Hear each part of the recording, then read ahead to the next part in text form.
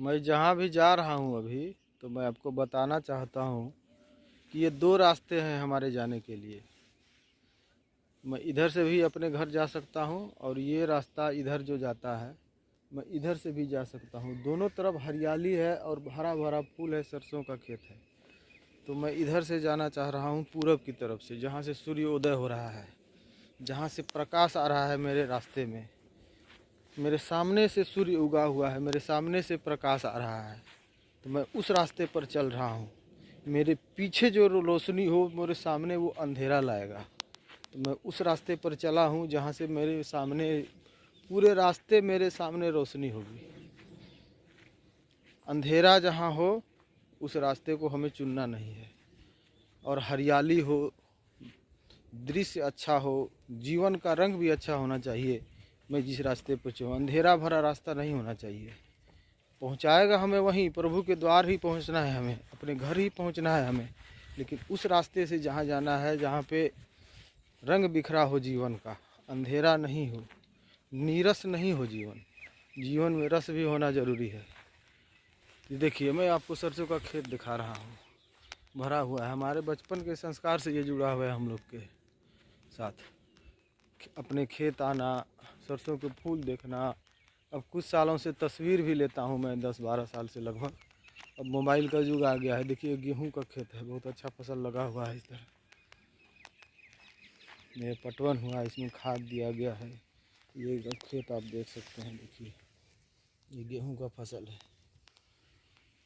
मैं आपको बहुत अच्छे अच्छे दर्शन कराऊंगा। आप कहीं भी बाज़ार में भी हैं तो आपको मैं खेतों का दर्शन, शहरों का दर्शन, मैं जहाँ जहाँ घूमने जाता हूँ, बिहार में, झारखंड में, इंडिया के किसी भी कोने में, दिल्ली जाऊँ मैं, गुजरात जाऊँ मैं, राजस्थान जाऊँ मैं, या मैं जहाँ जाता हूँ, बंगाल जाता हूँ, कोलकाता जाने वाला हूँ, मैं देवघर जाता हूँ, बासुकीनाथ धाम जाता हूँ, जहाँ भी धार्मिक स्थल भी मैं पर्यटन के लिए जाता हूँ, घूमने के लिए, भगवान का दर्शन करने के लिए, पूजा पाठ करने के लिए।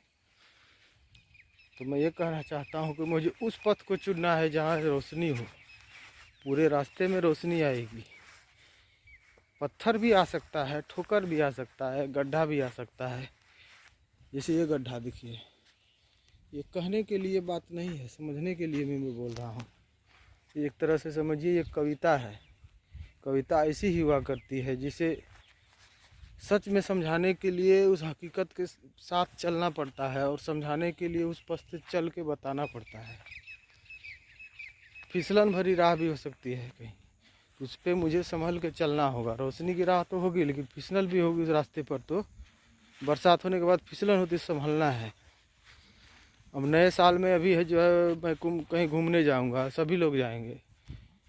तो ये नहीं कि बाइक अगर चला रहे हैं तो पूरा स्पीड में निकल गए। स्पीड से बचिए।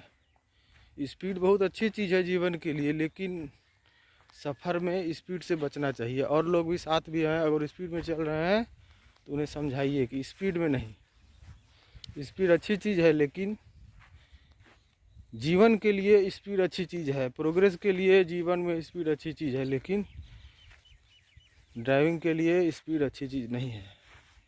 इससे मुझे संभलना है, आपको भी संभलना है, सकारात्मक रास्ता अपनाना है। रास्ते को अपनाइए और मुस्कुराते रहिए। दुख, तकलीफ़, गम तो सबको आता है, इससे घबराना नहीं है।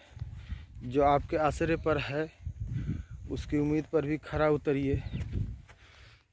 घर में आप अगर एक बिल्ली भी पाले हुए हैं, एक छोटा सा कोई जीव भी है आपके घर, तोता भी है अगर, तो आप उसका ख्याल रखिए। सर्दी का मौसम है तो उसका भी, आपके घर में छोटा छोटा टॉमी होगा, गांव में भी लोग रखते हैं, शहर में भी लोग, तो उसका भी आप ख्याल रखिए। आपको जितनी ठंड लगती है उसको भी ठंड लगती है, उसको भी भूख लगती है, प्यास लगती है। तो उसके हर बात का अगर आप पालते हैं तो उसका ख्याल रखना पड़ेगा। तो सकारात्मक रास्ते का मतलब ये है कि हर चीज़ को आपको ध्यान रखना पड़ेगा।